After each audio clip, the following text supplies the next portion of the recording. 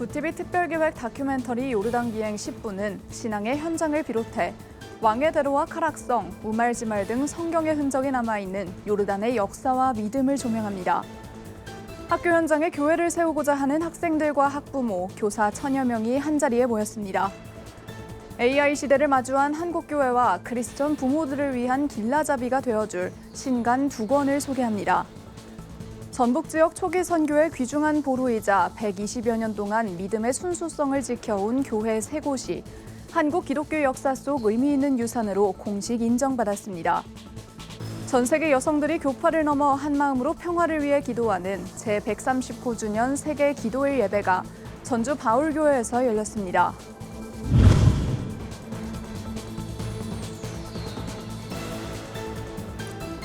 시청자 여러분 안녕하십니까? 구티비 뉴스입니다.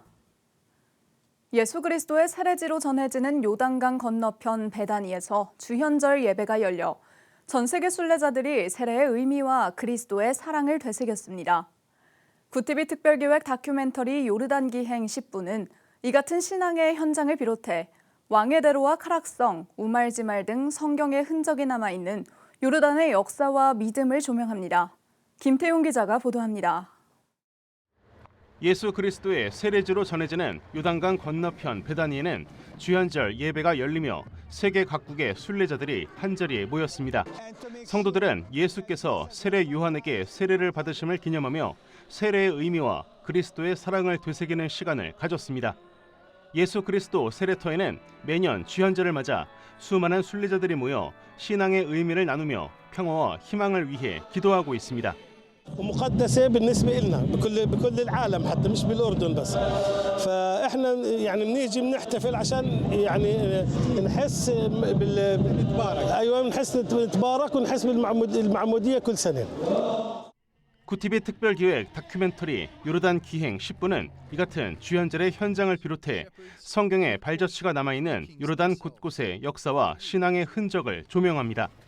다큐멘터리는 먼저 고대 문명의 길로 불리는 왕의 대로를 따라 요르단의 역사와 성경 속 장면들을 살펴봅니다. 이 길은 고대 교역로이자 이후에는 많은 순례자들이 성지 순례를 위해 걸었던 길입니다. 또 십자군 시대 전략 요새였던 카락성을 통해 당시 군사 요새의 모습과 함께 신앙 공동체의 흔적도 확인할 수 있습니다. 요새 내부에는 예배 공간과 생활시설이 남아있어 전쟁 속에서도 신앙을 이어갔던 사람들의 삶을 보여줍니다. 이쪽을 중심으로 침례와 성례가 이루어졌던 이유는 바로 우물 때문에 그렇습니다. 이 안에 몇 군데의 우물터가 있는데 그중에 한 군데에 침례가 이루어질 수 있는 그런 곳을 잘 만들어뒀습니다. 요르단 북부의 고대 도시 우말지말에서는 비잔틴 시대 기독교 공동체의 흔적도 발견됩니다. 이곳에서는 지금까지 16개의 교회 유적이 발굴될 만큼 기독교가 활발하게 자리했던 지역으로 알려져 있습니다. Was a large church compared to the other churches that we have seen earlier, okay? But it's a beautiful one, and we have seen signs of crosses on the walls and some of the entrance inside this church. 이와 함께 수도 암만의 현대적인 거리 블러바드를 통해 전통과 현대가 공존하는 요르단의 또 다른 모습도 소개합니다. 성경 속 역사와 믿음의 흔적을 따라가는 특별한 여정. 구티비 특별기획 요르단 기행 10부는 10일 화요일 밤 9시 10분 본 방송을 시작으로 13일 금요일 오전 9시 30분, 15일 일요일 오후 6시 30분 방영될 예정입니다. 구티비 뉴스 김태용입니다. 최근 교계에서는 공교육의 세속화와 기독사학의 자율성 침해 등 다음 세대 교육에 대한 우려가 커지고 있습니다. 이런 가운데 학교 현장에 교회를 세우는 스쿨처치가 주목받고 있는데요. 학교를 선교의 현장으로 회복시키고자 하는 학생들과 학부모, 교사 천여 명이 한자리에 모였습니다. 전도헌 기자가 보도합니다. 최근 세계 각국 교육과정에 성젠더 교육과 다종교 수업 등이 확대되면서 기독교 세계관과 충돌할 수 있다는 우려가 교계 안팎에서 제기되고 있습니다.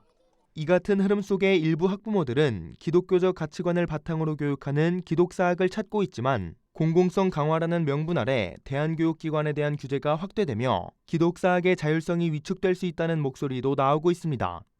이처럼 학교 현장에서 신앙을 지키기 점점 어려워지는 가운데 학교 안 교회라는 의미의 스쿨처치가 하나의 대안으로 주목받고 있습니다.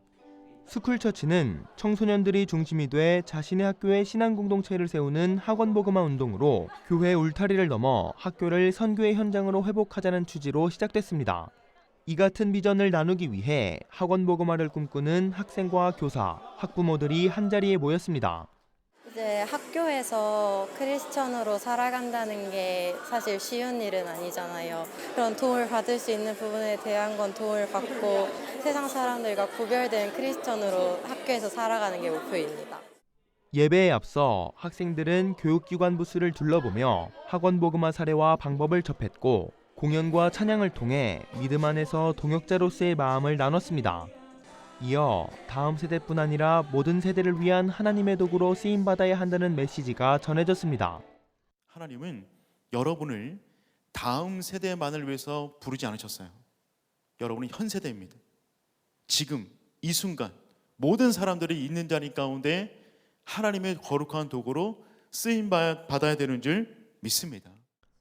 또 학업과 신앙 사이에서 고민하면서도 믿음을 택하고 학교를 설득해 기독교 동아리를 만드는 등 각자의 자리에서 복음을 전해온 교사와 학생들의 간증도 이어졌습니다.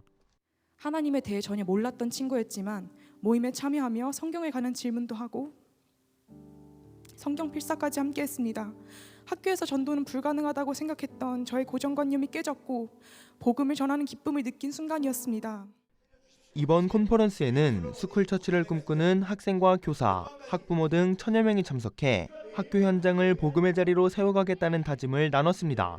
굿TV 뉴스 전도원입니다.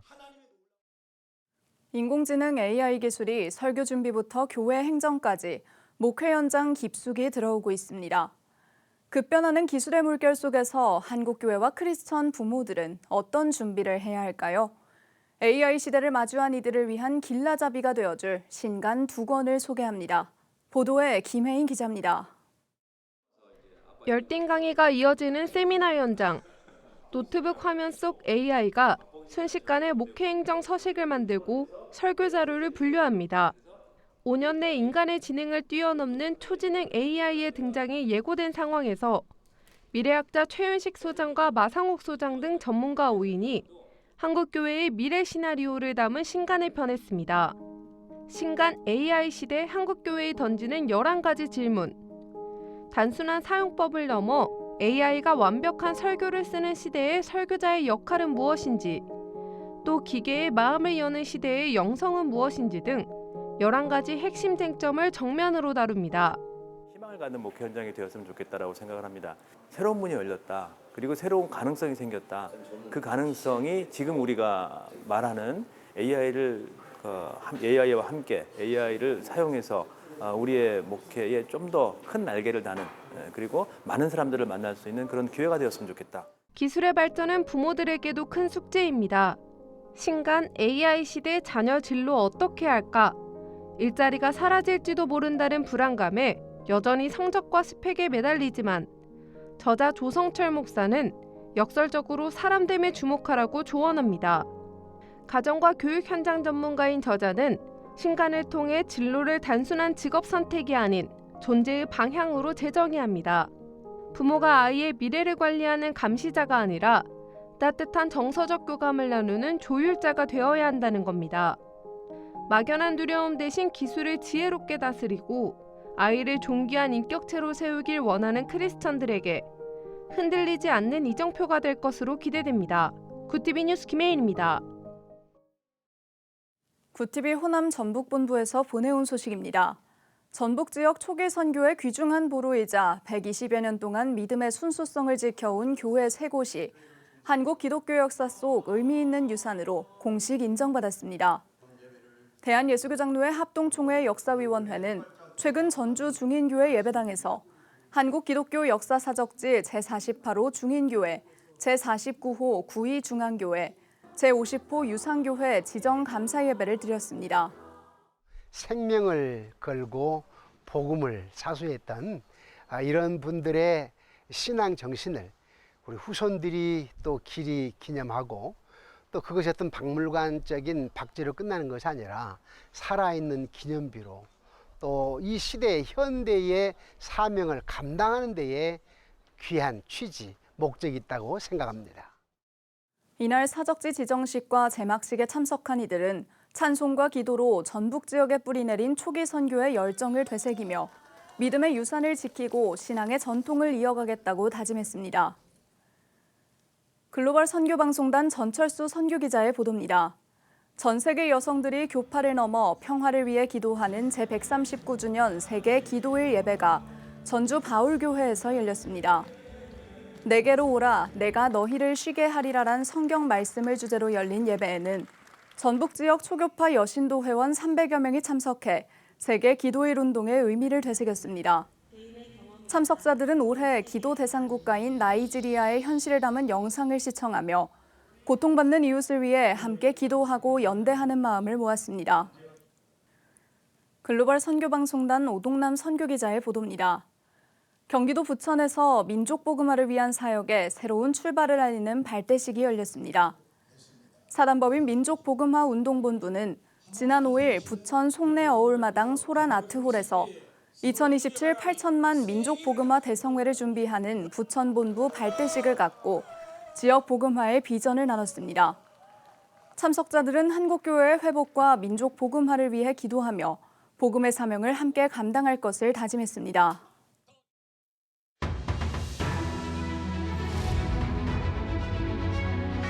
오늘의 이슈 포커스입니다. 중동전쟁 확산으로 국제유가가 배럴당 90달러를 돌파하고 원화 환율이 2.5% 상승하며 경제 불안이 커지고 있습니다. 이에 이재명 대통령은 9일 최악의 상황을 가정한 선제적 대응을 주문하며 과도하게 인상된 석유 제품에 대해 최고 가격 제도를 신속히 도입하고 과감히 시행하겠다고 밝혔습니다. 한국장애인 스포츠의 간판 김윤지가 밀라노 코르티나 동계 패럴림픽 바이애슬론 12.5km 경기에서 38분 00초 1의 기록으로 우승하며 한국 여자 선수 최초의 금메달을 따냈습니다. 이는 남녀 통틀어 한국이 원정 동계 패럴림픽에서 획득한 역대 첫 금메달이기도 합니다. 노란봉투법이 10일 본격 시행됩니다. 노동계는 법 시행에 맞춰 본격적으로 원청 기업에 교섭 요구를 하겠다며 벼르고 있고, 경영계는 원청의 교섭 부담이 증가하고 기업 경영권이 침해될 가능성이 있다고 우려의 목소리를 내고 있습니다. 김영훈 고용노동부 장관은 아직 발생하지 않은 갈등 상황을 지나치게 우려하기보다는 노사 간 대화와 협의를 통해 문제를 해결하는 게 중요하다고 말했습니다. 제주항공 여객기 참사 1년 2개월 만에 희생자 유해 9점과 유류품이 추가 수습되자 유가족들이 초기 수습 부실을 규탄하며 진상규명을 요구했습니다. 김은덕 국토교통부 장관은 참사 희생자의 유해, 유류품에 대한 초기 수습 과정의 부실을 인정하고 유가족에게 사과했습니다. 고려대, 연세대, 서울대 등 서울 주요 3개 대학에서 지난해 신입생 모집 때 끝내 충원하지 못한 인원이 61명에 이르는 것으로 나타났습니다. 합격생 중 다수가 의학학 계열로 이탈한 영향으로 추정됩니다. 5년 전인 2020학년도 미충원 인원과 비교하면 3배가량 증가한 셈입니다. 조선 제6대 임금 단종을 다룬 왕가 사는 남자가 관객수 1,000만 명을 돌파하면서 단종 유배지인 영월이 전국적인 관광명소로 급부상하고 있습니다. 영월군에 따르면 7일 하루에만 청령포와 장릉에 7,047명이 방문했으며 올해 누적 방문객은 10만 명을 조기 돌파해 지난해보다 4개월이나 빠른 속도로 역대 기록을 경신 중입니다. 굿TV 뉴스 김혜인입니다.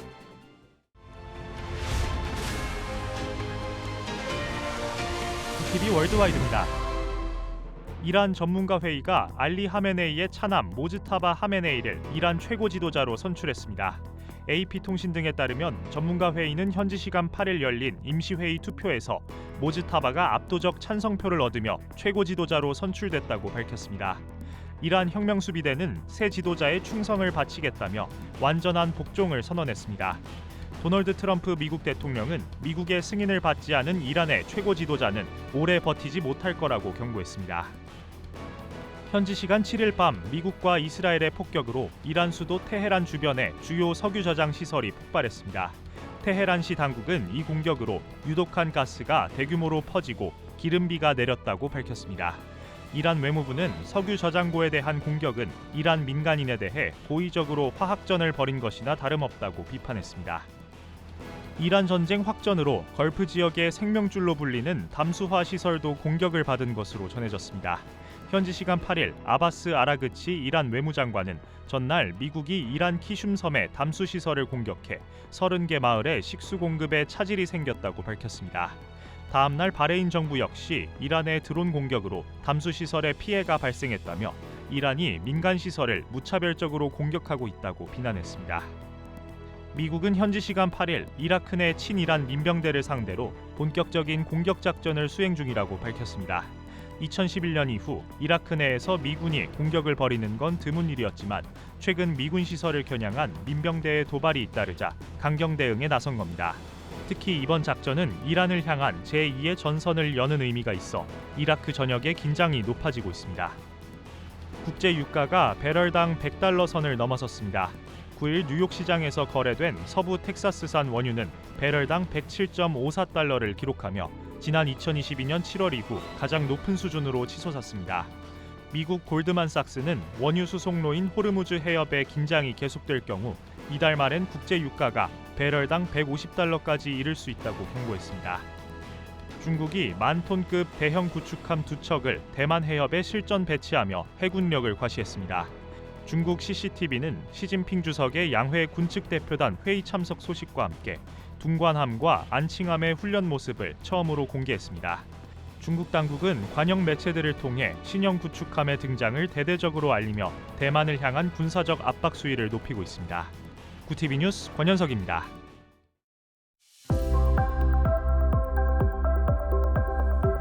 내일은 예년보다 다소 쌀쌀한 날씨가 이어지겠습니다. 서울의 아침 기온 영하 1도로 출발하겠고 한낮에는 9도에 그치겠는데요. 미세먼지는 여전히 기승을 부리겠습니다. 주 후반으로 갈수록 날이 조금씩 포근해질 전망입니다.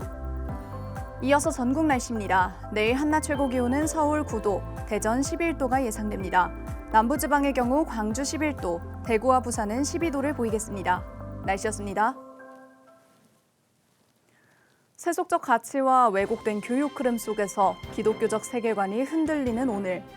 다음 세대를 믿음 위에 세우는 교육의 회복이 절실합니다.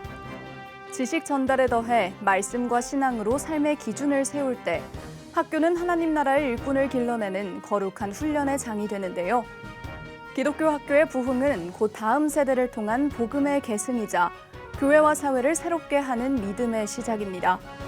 이상으로 뉴스를 마칩니다. 함께해 주신 여러분 고맙습니다.